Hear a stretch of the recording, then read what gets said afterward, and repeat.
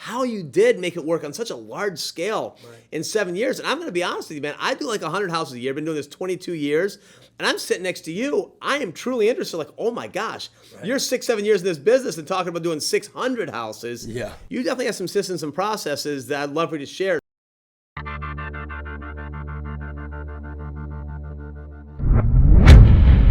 You know, the only way to do that amount of volume is by opening up multiple different markets. When I was in D.C., you know, I used to have such a small mind in Washington, D.C., and there's huge hits, you know, we've made in D.C. I've made a $300,000 assignment fee, $250,000 assignment fees in D.C. for development type projects.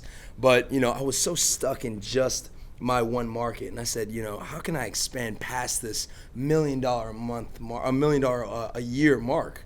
And it was opening up multiple different markets. So from DC, I went to Tampa, then to Philly, then to Atlanta and Charlotte and Baltimore and all these different markets.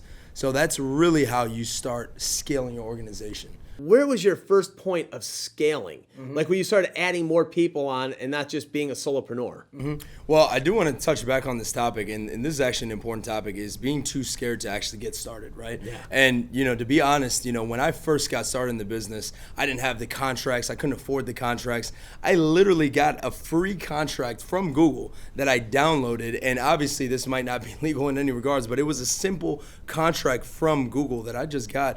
And that's what I signed with homeowners. And so I think what a lot of new investors are scared of is they have to get everything right. They need the contracts. They need the perfect marketing, the perfect script. And look, just get started. You know, at the end of the day, I want your people to know that you don't have to have everything right. It's important to get started.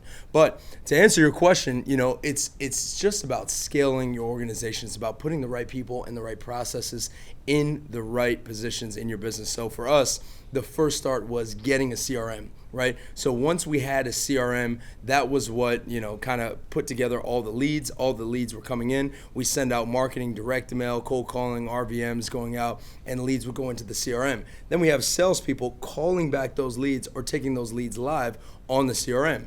More leads, about 100 to 150 leads a week per rep was what we were averaging. So now, if you get over 150 leads on a weekly basis, you hire more reps. And so that's simply what we did. We hired more reps that answered the phone with these homeowners, acquisitions reps, right? So as you hire more acquisition reps, what they do is they take these calls live with the homeowners, make offers right from the MLS. So they look at the MLS, they look at the cash transactions, which I'm sure your system does as well, right? Right, yes. Yeah, so, you know, look at the cash transactions in a 1 mile radius and you say, what are my investors paying for? Because that's your clientele is, you know, once you have that house under contract, your clientele are the investors in the area. So you're really making offers based on the cash transactions. So that's what they did, and we made offers to homeowners in 7 minutes, and from there we secured a lot of contracts. Once they get the contract, we give it to our dispositions department, who then manages the relationships with the buyers, investors, and they sell the contract.